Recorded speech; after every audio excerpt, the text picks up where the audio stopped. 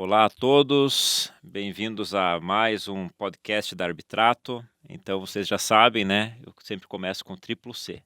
Triplo C. Comente, compartilhe e curta esse vídeo, né? Ou esse áudio para quem estiver escutando também no Spotify e outros aí análogos também, né? Hoje nós temos uma conversa entre irmãos aqui, né? Eu e a Daniele, a Gabriela e a Ana Paula. E como irmãos e sócios também, né? A gente vai falar também sobre os conflitos na área empresarial, né? Que inclui também a área societária também, né? Isso aí, né? Sejam bem-vindas, né, as nossas convidadas. Hoje a gente vai falar sobre um tema que eu acho que é sempre de extrema relevância, né? Que é a questão estratégica do jurídico nas empresas, né? O quanto que isso faz a diferença na saúde financeira dessa empresa, né? Então, acho que vai ser um bate-papo bem bacana hoje. Com a Ana, né? Ana Paula D'Ambros Marques Matzenbarker e a Gabriela D'Ambros Correia, então, sócias fundadoras do escritório D'Ambros Advogados Associados. Bom, falando sobre as nossas entrevistadas, então, hoje, né? A Ana Paula, então, é graduada em Direito pela Universidade do Vale do Itajaí, com especializações em Direito Aplicado, em Direito Empresarial e Advocacia Empresarial. Ela tem também ampla experiência em Direito Privado e uma atuação firme no universo empresarial. Ela também é árbitra da Arbitrato. E a Gabriela, que é advogada, com pós-graduação em Direito Processual Civil e Direito Imobiliário, além de ser membro da Comissão de Direito Processual Civil da OAB Santa Catarina. E também é a árbitra, integrante da lista de árbitros da Arbitrato, né? Muito bem, bem-vindas, né? Obrigada, Daniele e Thiago, pelo convite. É uma honra estar aqui com vocês hoje para conversar sobre um tema tão pertinente. Faço as palavras da Gabriela minha. É uma honra estar aqui, podendo contribuir com esse universo que é a resolução e os métodos alternativos de conflito. Então, para iniciar o nosso bate-papo, vamos começar pelo início, o início do conflito. Exatamente. Aonde que, na opinião de vocês, se inicia esse conflito nesse ambiente empresarial? Onde é que a gente é a gênese desses conflitos? Perfeito. Essa é uma excelente pergunta. Geralmente as pessoas, por falta de conhecimento, de técnica, eles não se preocupam com a empresa em si, né? O empresário. Ele se preocupa com o faturamento dele. Pois bem, eu como especialista em empresarial, eu sempre costumo dizer para o cliente uma coisa: olha, você tem que pensar na sua empresa como uma pessoa diferente de você. E ela tem várias necessidades, né?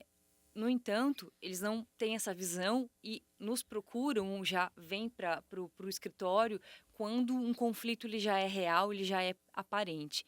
E aonde que está o cerne disso?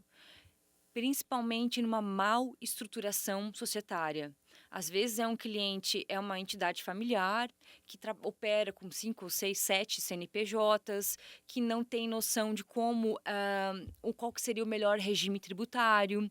Então são diversos nuances que geram conflitos entre sócios, entre fornecedores, né, clientes e tudo mais, que leva às vezes, a um término até da empresa, né? Um sufocamento ali que a pessoa não tem mais o que fazer. Então, a nossa atuação, né, nesse momento, ela é sempre preventiva. Eu acho que um ponto que você comentou que é bem pertinente, né? Essa diferenciação entre a PJ e a PF, né? Então, é comum as pessoas misturarem as contas já de início, né? Exatamente. Já misturar todo o aspecto financeiro, fazer aí entrando na parte administrativa e contábil, né? Fazer essa mistura, né, do que é pessoal e do que é Exatamente. da empresa, né? E aí, por exemplo, com relação aos valores, então se mistura tudo, não se sabe o que é da pessoa física e o que é da pessoa jurídica, é uma coisa só. E aí, se tem mais sócios, aí começam os conflitos, né? Porque um considera esse valor, o outro, e aí a coisa vai por água abaixo. E complementando também um pouquinho, né, das palavras da Ana Paula com relação a isso, a gente percebe que eles vêm geralmente com um conflito societário, tributário, mas ao investigar, ao trazer esse empresário para dentro do escritório com uma assessoria jurídica, instigando ele a trazer para nós as outras relações comerciais que ele tem, na própria área de atuação a gente vê que às vezes tem um gargalo ali de um contrato que replica modelo, por exemplo, não passa por um jurídico, então o foco da atuação vem a ser o preventivo, mas a gente já vê ali vários problemas acontecendo, é como se a gente tivesse que arrumar a casa, colocar tudo em ordem para que fique tudo juridicamente estável, para que a empresa tenha saúde para prosperar. Eu acho que é um olhar diferente quando a gente fala, né, dessa gestão jurídica da empresa, de você analisar o problema lá na frente. Isso faz a diferença. O que vocês veem, qual que seria a maior repercussão da empresa que não faz esse exercício de observar esses detalhes? O que gera maior problema na empresa que vocês notam no dia a dia? Então, Daniele, essa questão de não observar esses detalhes, realmente elas perdem muito depois que o problema acontece. Você tem ali um processo judicial que vai durar 5, 10 anos para resolver uma situação que poderia ter sido prevenida. Então, o que a gente vê que é o que mais afeta, né, a empresa são conflitos que eles não estão vendo no momento, pela desorganização, enfim, e isso às vezes compromete, como a Ana Paula falou, até o próprio segmento da atividade, né? A atividade fica prejudicada. Então, seria esse ponto com relação a isso.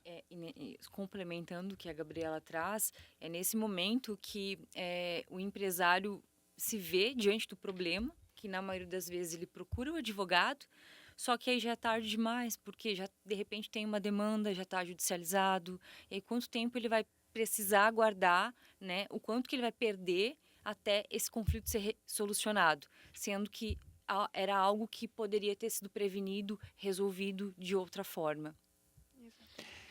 Eu acho que é uma coisa que a gente que é da área jurídica consegue enxergar e talvez quem está fora da área jurídica não consegue é justamente esse custo, né? Exatamente. O que é o custo de você organizar a casa hoje, que por vezes pode parecer supérfluo, né? E qual que é o custo de um procedimento judicial, qual que é o custo de um caso, né, de um conflito se alongando por muito mais tempo, né? E é exatamente essa questão, Tiago, que quando o empresário ele consegue compreender esse custo, possa resolver de forma célere e eficaz, né? Ele não vai poder esperar um processo levar 5, 6 anos dentro do judiciário, ele não vai poder paralisar a empresa dele enquanto isso se resolve.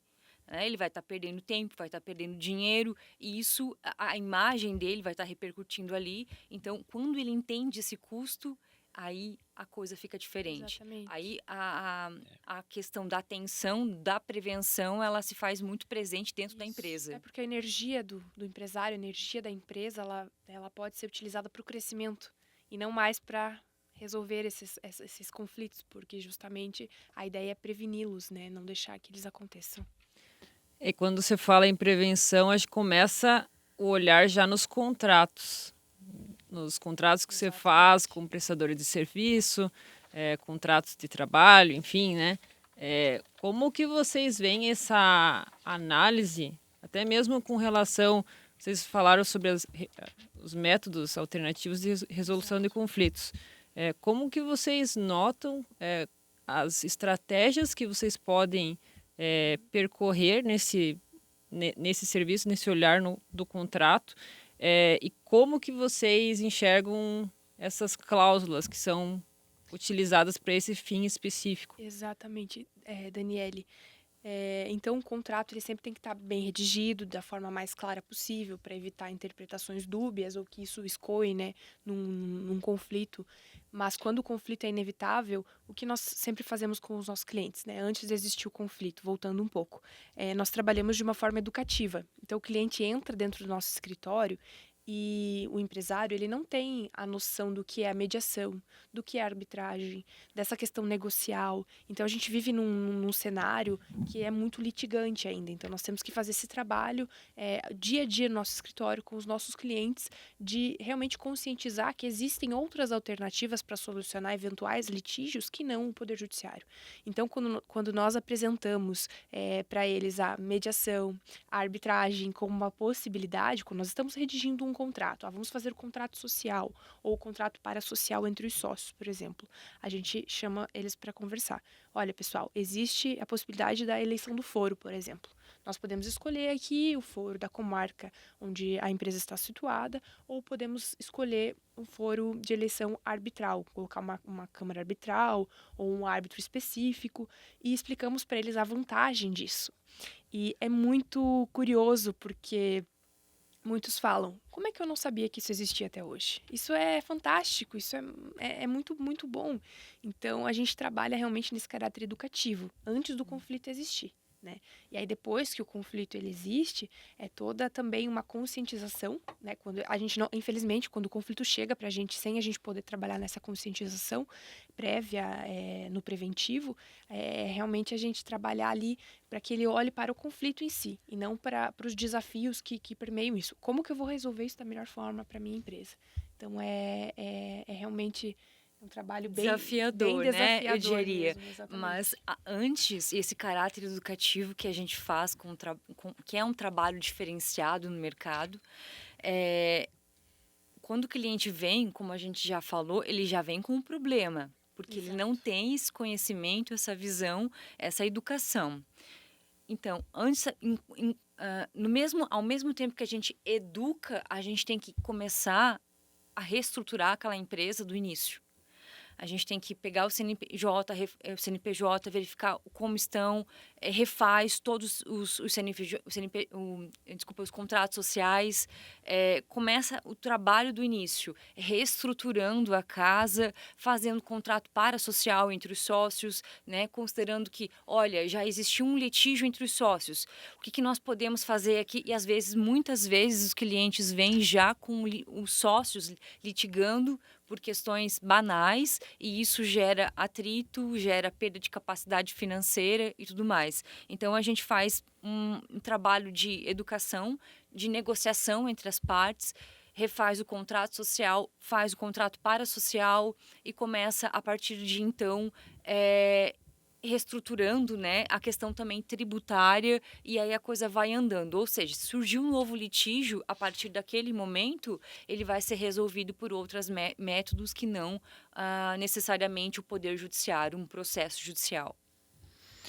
Eu acho que essa visão é fundamental, né? Eu acho que fazendo um recorte só dentro da área empresarial, indo para a área societária, né? Eu acho que essa área societária é ainda mais sensível, né? Um conflito de sócios vai para o judiciário, vai demorar em média 4 anos para ser resolvido. Como que a empresa se manifesta, como ela se sustenta durante todo esse período, né? Então essas são reflexões Isso aí. que são necessários, né? A gente fazer, né? De maneira geral, né? E eu acho que nesse ponto a negociação e a mediação, elas são fundamentais, né? Não sei o que vocês acham sobre isso. Sem sombra de dúvida, esse é um ponto muito sensível e valioso, né, o que você está falando, porque a empresa ela não tem tempo para aguardar uma demanda, um conflito entre os sócios no judiciário. Vou citar um exemplo que tivemos no escritório, que foi realmente um conflito recente entre sócios. Acabou o affectus societatis entre os sócios, eram 3, com relação a 1. Aí, a opção era ir para o judiciário, que era uma opção viável, que todo mundo entendia, porque não sabia da existência de outro caminho. E quando a gente chega ali, sabendo dessa situação, e começa a falar para as pessoas quais são as perdas que elas vão ter se elas ingressarem com o processo e levarem adiante, elas se conscientizam, dão um passo atrás e falam, realmente, vamos negociar. E aí a negociação durou, acredito que nesse caso, uns 4 ou 5 meses de negociação, ajustando pontos em que eram possíveis, né, entre as partes, de modo que um dos sócios realmente entendeu que seria muito mais vantajoso para ele realmente se retirar da empresa por meio de um contrato de dissolução. Eu acho que esses contratos, né, o contrato social da empresa é o início, né, da análise do advogado. Exatamente. Para, né, prevenir qualquer tipo de problemas e acredito que dirimir conflitos que venham a ocorrer posteriormente. Então, é claro que isso é o mundo ideal. Nem sempre as empresas estão abertas a isso. Às vezes deixa para o contador fazer aquele contrato social, né, normal, aquele modelinho padrão. É muito comum. E daí depois que instalado o litígio, aí entra o advogado tendo que resolver a situação.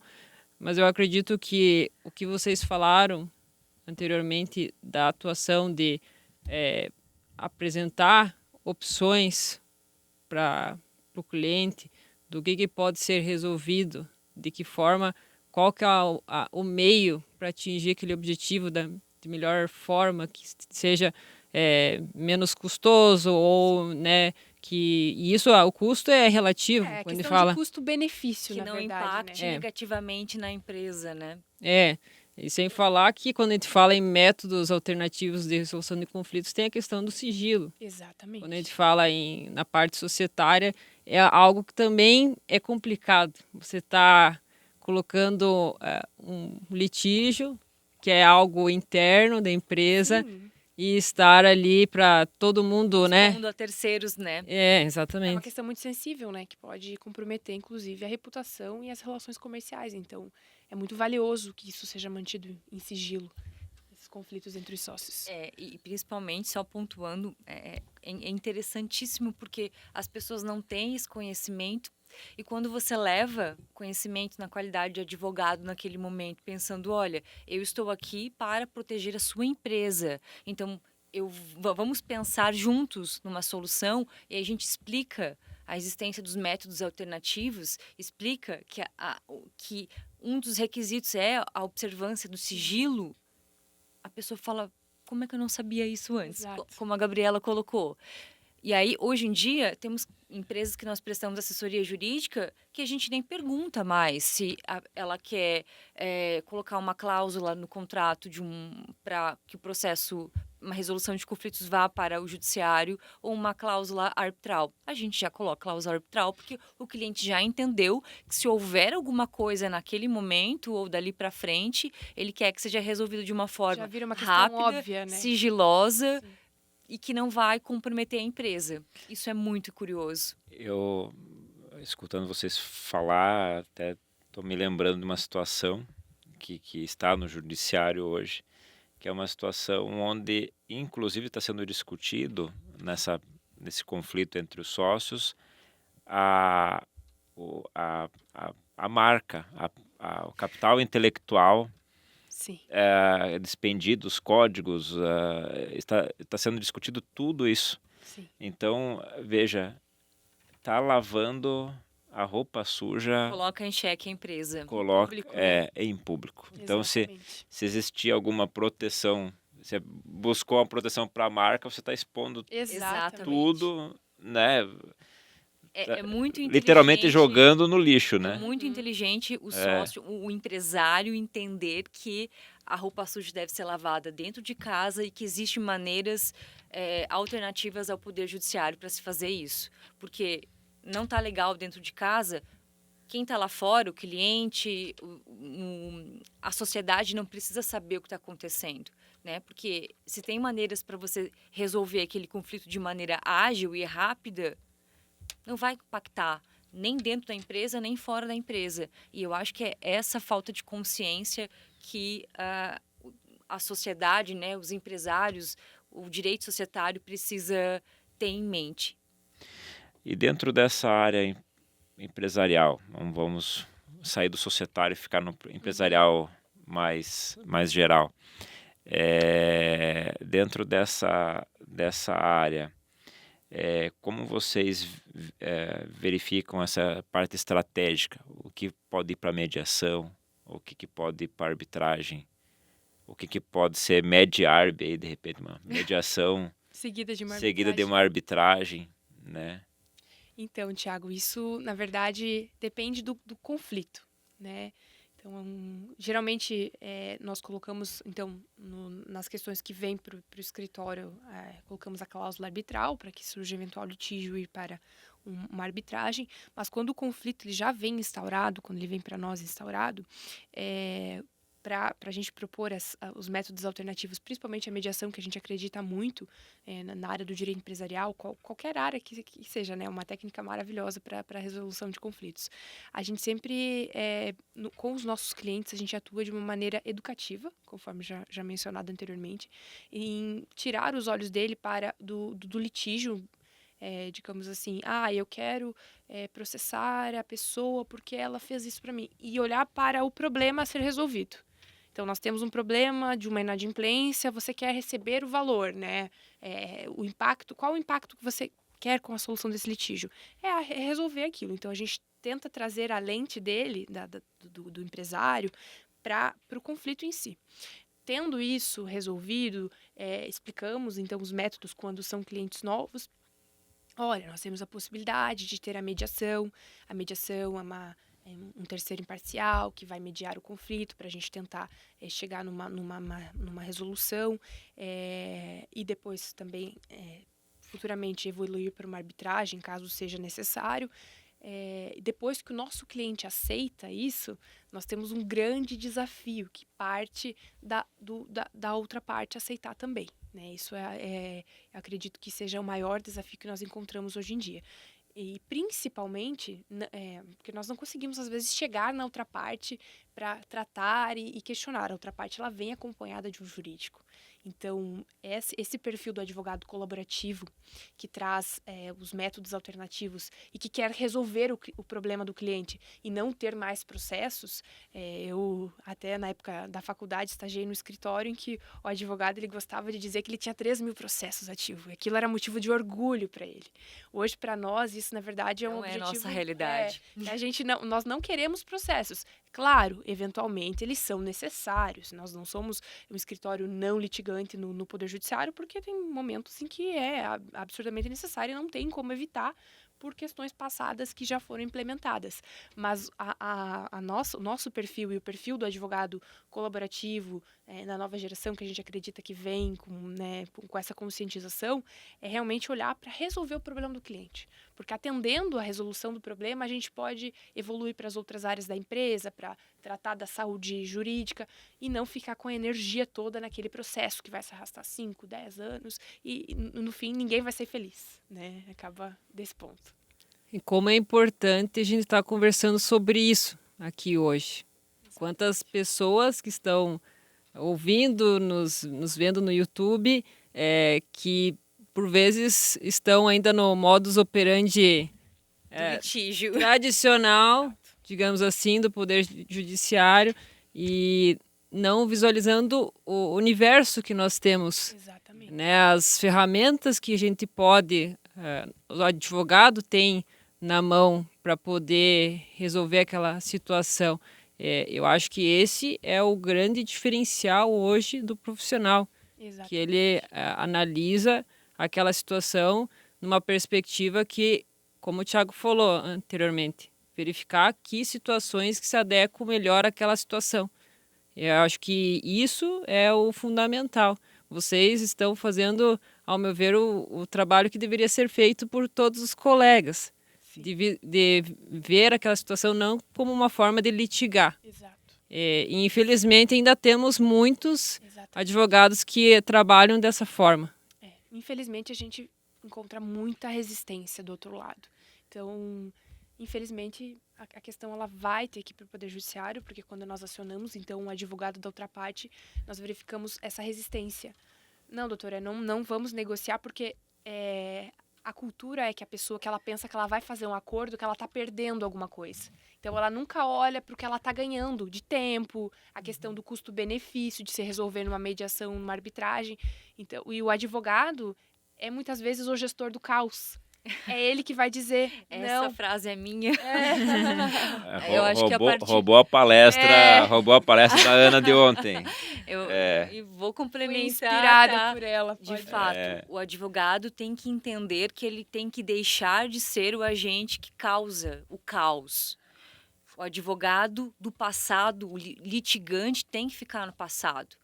Os tempos mudaram, né? Como tudo muda, a lei muda, a jurisprudência muda, a sociedade muda, e o advogado, e o papel do advogado precisa mudar, deixar de ser litigioso e pensar que tem que ser colaborativo, porque o teu cliente vai sair na frente. A empresa vai estar perdendo quando o advogado é litigante. Então, quando tiver essa consciência, as coisas vão começar a mudar. Exatamente. Eu tenho esperança. E hoje, com a inteligência artificial, é possível o próprio empresário, e fica a sugestão aí registrada, o próprio empresário simular cenários, né? Excelente. Com a inteligência, olha, simula o cenário lá, coloca lá para simular o cenário. Se você tivesse fluxo de caixa hoje, né? Ou se tu tiver o fluxo de caixa daqui a 5 anos, ou 10 anos, ou 25 anos, né? E vamos aproveitar. Joga um financiamento. Se tu precisar de fluxo de caixa para a tua empresa, joga o financiamento aí, vê quanto que dá essa conta, né? Então, eu acho que está faltando um pouquinho até do profissional, operador do direito, a gente acaba não tendo essa formação também, né? Isso. Essa que é a grande dificuldade, né? Porque a gente sai da faculdade sem ter uma cadeira obrigatória de métodos alternativos de resolução do conflito e aprende com a prática. Então, inicia na advocacia sem, Ana, muito parâmetro disso e conforme a gente vai estudando e vai se atualizando, é que isso é o mundo que se abre, né, Ana? É por isso que a importância do estudo contínuo do advogado, do profissional e, como eu disse, dessa mudança, de estar aberto a outras técnicas, né? E entender, principalmente, que o judiciário não é um único lugar. Sim. Né? Se a gente puder fugir do judiciário hoje no escritório, a gente foge do judiciário. Até né, em comparativo, a própria administração pública, na lei de licitações, prevê a arbitragem. Então, o próprio Estado trazendo isso para contratos não só públicos. Isso, né? A gente tem a lei aí de recuperação judicial. Exatamente. E de falências que está expressa permitindo a utilização da arbitragem, da mediação, desses métodos. Ou seja, porque a gente já tem um legislativo que está enxergando esse cenário da necessidade da mudança. Sim. Né? E não só em razão da questão de existência de morosidade no judiciário, né, dos 84 milhões de processos que se tem ali no acervo de julgamento. Não só isso, mas também o outro lado, o lado da agilidade e da necessidade da continuidade da empresa, né, da atividade empresarial. E até colocando um pouquinho mais de sal aí nessa discussão aí. Como é que vocês veem, qual que é a percepção, porque vamos pensar assim, tem muitos advogados que podem estar nos assistindo né, ou nos vendo, nos ouvindo, né, desculpa, de maneira geral, que pensam assim, não, isso aí não me dá honorários, isso aí não funciona, o meu modelo da advocacia está pautado para o judiciário, porque eu vou ganhar dinheiro ali, desse jeito, etc. Como que tem sido a percepção de vocês no exercício dessa advocacia de maneira geral? Tiago, isso é muito simples, a conta é matemática, é aritmética. O nosso tempo é dinheiro. Quanto tempo eu quero passar resolvendo aquele conflito dentro do Poder Judiciário? Eu tenho prazos, eu tenho agenda para cumprir, eu tenho que acompanhar, o meu cliente vai cobrar e eu não vou ter a resposta. Eu nem sei se lá na frente a empresa vai existir em razão desse conflito. Então, a conta ela é matemática. O advogado tem que entender que quando ele consegue resolver, colaborar para que aquele conflito se resolva rapidamente, primeiro, ele vai estar recebendo os honorários dele ali naquele caso, ele vai estar mostrando para o cliente dele que ele é um profissional qualificado porque ele conseguiu resolver aquela demanda, e aí ele vai ter mais tempo para poder fazer uma captação e, enfim, ter mais tempo para ganhar dinheiro. Exatamente, é agregar valor realmente na resolução dos conflitos, porque muitos advogados têm a mentalidade de que o tempo alongado de um processo judicial é o que justifica os honorários mais altos. Mas na verdade, explicar para o cliente e ter a conscientização de que o advogado é um instrumento para solucionar o problema. E não uma pessoa para levar o seu problema e administrar ele com o tempo, com o processo por, sei lá, 5 anos.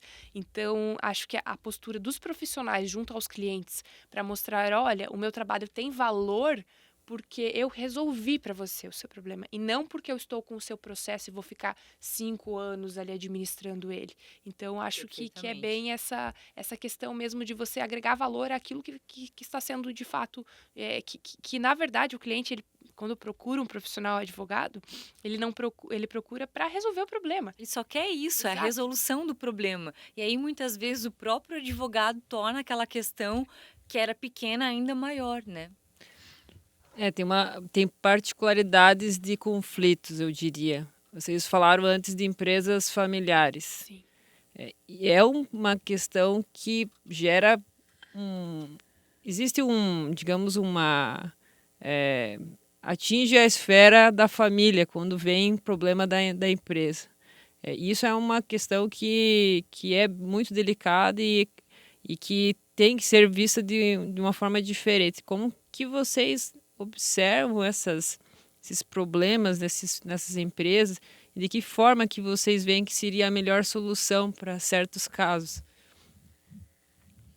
É uma questão sensível, né? As empresas que vêm com problemas familiares. Então, a gente sempre tenta colocar a questão, porque quando a empresa ela inicia familiar, ela inicia pequena, enfim, essa questão da entidade familiar, ela traz força para o crescimento. Mas chega um momento em que a empresa ela precisa se profissionalizar. Então, nós, como advogados, entramos na questão empresarial. O nosso objetivo é sempre sermos proativos no sentido de, olha, vamos trazer aqui, sugerir para os empresários, vamos trazer aqui uma pessoa para que fique responsável pelo financeiro, por exemplo, para tirar isso da família, para colocar alguém, para poder decisório ficar nas mãos da família, como se fosse um conselho administrativo ali. Então, despessoalizar, tirar aquilo e enxergar realmente, como nós mencionamos antes, a empresa como uma pessoa à parte, né? Mas são questões muito sensíveis mesmo. Às vezes o jurídico em si não consegue resolver, porque se trata realmente Sozinhos, não. Exatamente, de relações familiares, são laços, são mágoas, questões que ficam... É muita emoção ali no meio muita emoção envolvida. Aí quando você atua nisso, você tem que fazer a família entender que ela precisa de outros braços para poder continuar com saúde. Aí então o advogado, a gente atua junto com o contador, com alguma pessoa externa, né, orienta, e foi o que aconteceu recentemente com uma empresa nossa. A empresa entendeu essa necessidade de trazer uma BPO para fazer toda uma questão de gestão dentro da empresa e verificar de fato quanto que é o faturamento, porque até isso a empresa cresceu tão rápido que eles perderam a noção do faturamento deles. E aí começaram a se perder, inclusive, no pagamento dos impostos. Então, isso vai gerando um caos. E aí o caos não é só mais familiar entre si, emocional. Já vai dar problema fora da empresa. Então, a gente sempre costuma chamá-los para conversa e falar o seguinte: olha, a partir de agora tudo que vai passar aqui dentro vai passar por nós, para a gente conseguir, nesse primeiro momento, direcioná-los para o melhor caminho. E eles aceitam bem e isso funciona.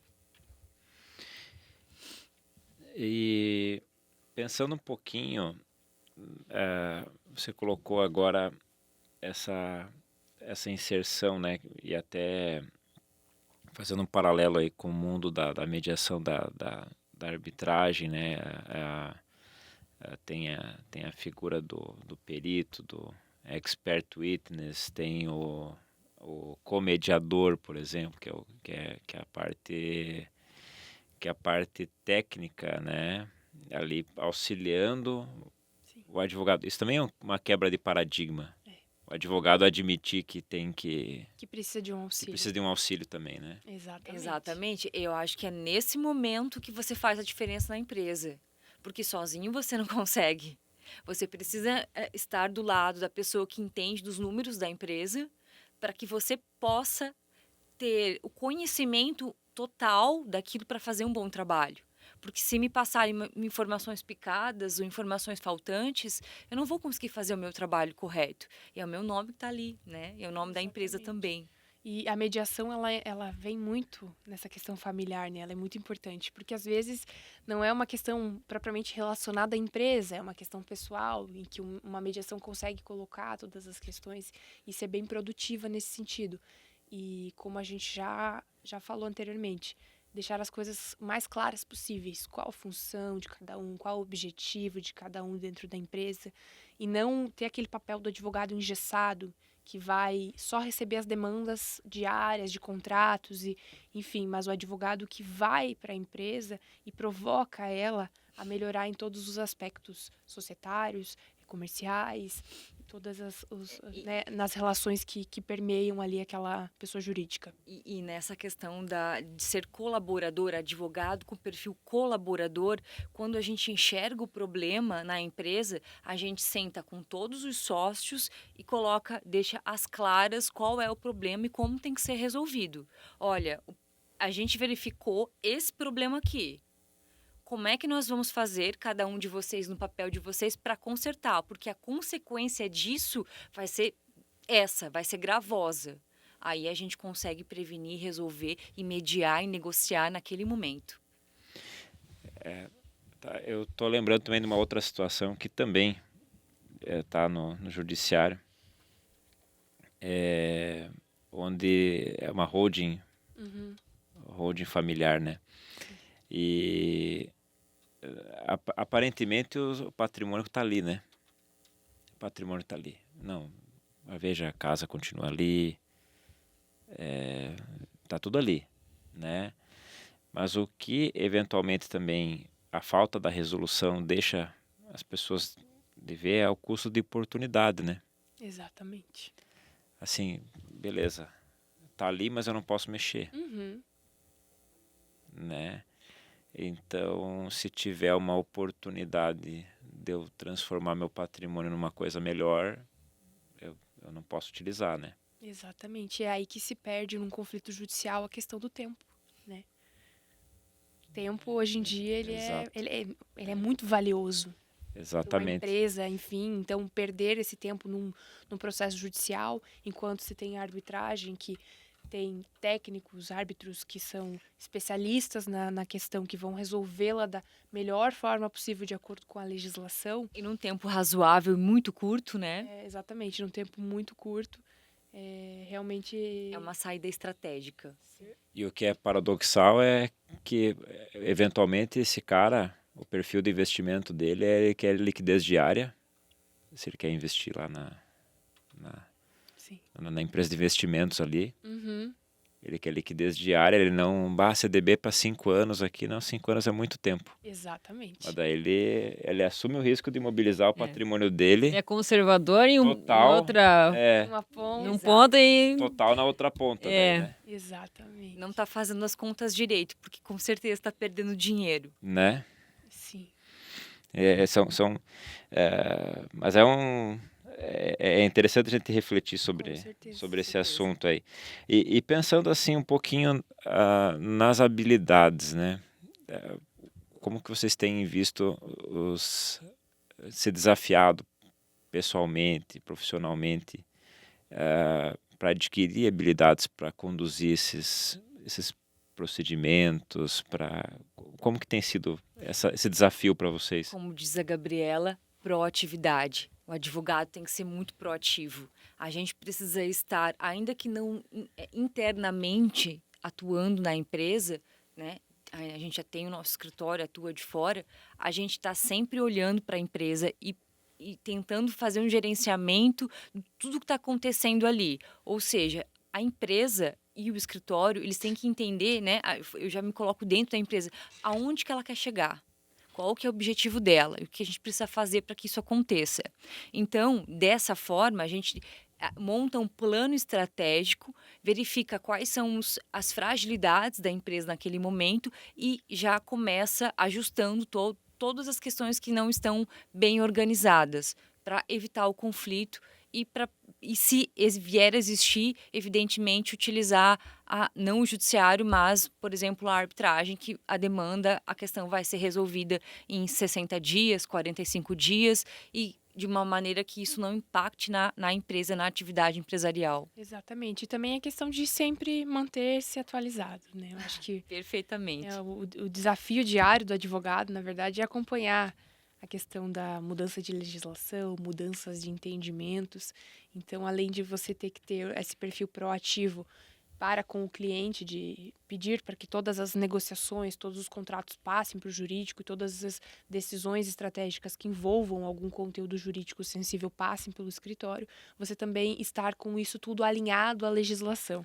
Então, realmente é onde a gente está sempre investindo em conhecimento, porque é ele que vai nos levar mais longe nessa área de atuação. O profissional, na verdade, quando sai da universidade, ele não sai com toda essa visão. Aí que está o grande desafio. Exatamente. Eu diria que isso é construído com o tempo, com a experiência de cada caso, de você verificar. Como que vocês veem, de que forma que pode ser mais assertivo o papel do advogado na realização de acordos, como foi falado anteriormente, para resolver aquela situação? De que forma que pode ser aquela questão resolvida de forma mais assertiva? A questão da formalização dos acordos, a gente sempre trabalha com algo que possa ser cumprido. De início, a gente alinha ali as expectativas com o cliente, mas é sempre partindo de um universo. Isso tem viabilidade de cumprimento? Isso vai realmente funcionar? Porque o mau acordo, a gente sabe que ele vai escoar em algum litígio eventualmente. Então, a gente sempre precisa analisar as cláusulas que vão permear esse acordo, essa tratativa entre as partes, mas o ponto específico é também conscientizar o cliente de que pode ser que vai perder em algum ponto, mas a outra parte também vai estar cedendo. Então, como é que a gente pode fazer para chegar nesse denominador comum, digamos assim, para os dois? Mas, principalmente, repetindo o que eu falei, trabalhar com acordos possíveis de cumprimento, possíveis de que sejam atendendo ali as expectativas do cliente, condição de pagamento, condições de tudo. Eu acho que para viabilizar que isso tenha efeitos no mundo dos fatos, né? E não fique só no papel. Eu acho que ainda tem um outro ponto que também a gente não comentou, sobre a sustentabilidade das relações, né? Exatamente. Eu acho que, por exemplo, o custo que se tem ter uma relação negocial quebrada, né? O Exatamente. affect societatis quebrado, por exemplo, ou uma relação negocial de fornecedor de Sim. de mercadorias, de fornecimento de mercadorias,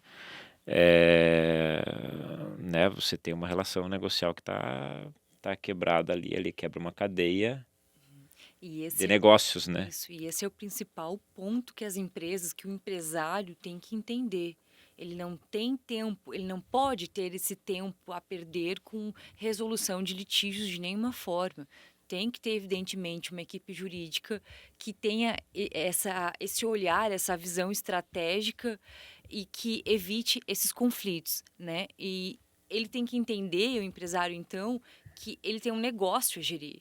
Ele tem que focar nisso, é isso que importa. Isso que vai dar sustentabilidade para a empresa dele, credibilidade no mercado de trabalho, né, no mercado em geral, nas negociações que ele fizer.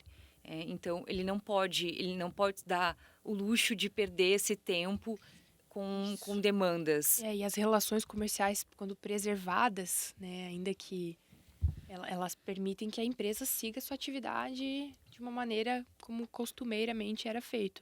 Então, a gente sempre trabalha para preservar realmente essas relações comerciais, porque às vezes são pequenos desajustes, pequenas falhas na comunicação, ou às vezes alguma empresa que está passando por um momento de dificuldade financeira, mas que vem desse cliente ou desse fornecedor olhar para essa empresa e manter essa relação que foi construída ao longo do tempo.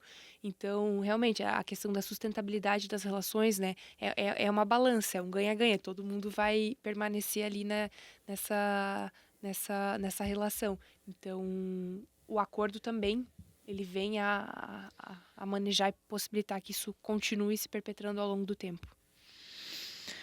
Muito bem. E o que vocês poderiam dar de recomendação para os operadores de direito ou futuros operadores de direito? O que vocês recomendariam para eles dentro dessa temática aqui? Desjudicialize-se seria a primeira coisa. Eu acho que primeiro se manter estudando, estudar, para quem não conhece, né, conhecer esse universo que são os métodos alternativos de resolução de conflitos e entender que isso vai qualificá-los ainda mais para prestar um excelente trabalho no mercado. Exatamente, entender que a advocacia colaborativa é o futuro e que o judiciário, apesar de prestar um excelente trabalho, né, o contingente de processos acaba afetando ali a questão da agilidade da resolução desses litígios. Então, os advogados criarem uma rede de contatos, digamos assim, mas de resolução mesmo, de apoio mútuo. Olha, colega, nós temos essa situação em comum. Como que a gente pode resolver isso? De resolver essa situação, exatamente, para deixar os clientes satisfeitos e que eles possam seguir com as atividades empresariais. Então, acho que esse é o grande conselho que a gente tem. Vamos negociar aqui? Não é possível? Vamos chamar um mediador para fazer isso, então? É uma pessoa de fora, imparcial, que vai poder olhar aquilo com outros olhos e vai ter a confiança das partes. Exatamente. Então, eu acho que a gente tem que voltar para esse cenário, porque, sem sombra de dúvidas, esse é o futuro da advocacia. Falta muito para os empresários ainda ter essa visão de dar valor para o jurídico, mas eu acredito que hoje já tem muitas empresas que veem essa questão como algo necessário para as atividades, para ter uma saúde financeira e tudo mais. E acredito que o profissional do direito, se colocando nesse campo de atuação, é um campo de atuação ainda muito vasto. Exatamente. De atuação, né, para se especializar nessa área de compliance, né, para prevenir conflitos. De que forma que vocês veem, no caso das empresas, uma empresa que está começando, que pegou vocês, contratou o escritório de vocês, quais são as 3 ações que vocês verificam que seriam necessárias para ela começar a agir, para ela poder, digamos assim, prevenir os conflitos? Primeiro, começando a entender qual é a relação que os sócios têm entre si. Exatamente. Aí começa a base da sociedade. Se você tiver uma relação frágil entre os sócios, você tem que entender que precisa garantir isso juridicamente e de que forma? Através dos contratos. Reestruturando os contratos, criando um contrato parasocial, de acordo com as deficiências que os sócios já têm, deixando isso bem robusto no papel, a fim de que, se aquele eventual litígio, né, entre os sócios surja, a gente possa resolver de uma forma rápida e eficaz para garantir aquilo que o Thiago falou, a sustentabilidade da empresa, né? Esse é um fator importante. Exatamente. Pontua os outros fatores daí, como ajustes em contratos com fornecedores, com prestadores de serviço, e também a questão interna mesmo, compliance, verificar a questão trabalhista, a questão tributária. Então, não seriam apenas 3 É muito iniciais. mais que isso. Começa-se pela questão societária, que é, digamos, a estrutura da casa, e depois a gente vai para as outras partes. Depois de organizada a questão estrutural da empresa, que é isso que a gente chama, e acreditem, não teve uma empresa até hoje que a gente não precisou fazer esse trabalho, todas precisam. Feito isso, a gente já vai com um olhar para a questão tributária. O que eu preciso fazer, o que eu preciso alterar aqui para inserir o sistema, a questão de tributação. Feito isso, a casa já está um pouco mais ordenada, né? Aí as coisas começam a fluir. Depois a gente parte para as questões, por exemplo, que envolve que tem funcionários, as questões trabalhistas, e aí vamos passando um pente fino em todos os locais para realmente prevenir o conflito. É um mundo muito amplo esse de atuação.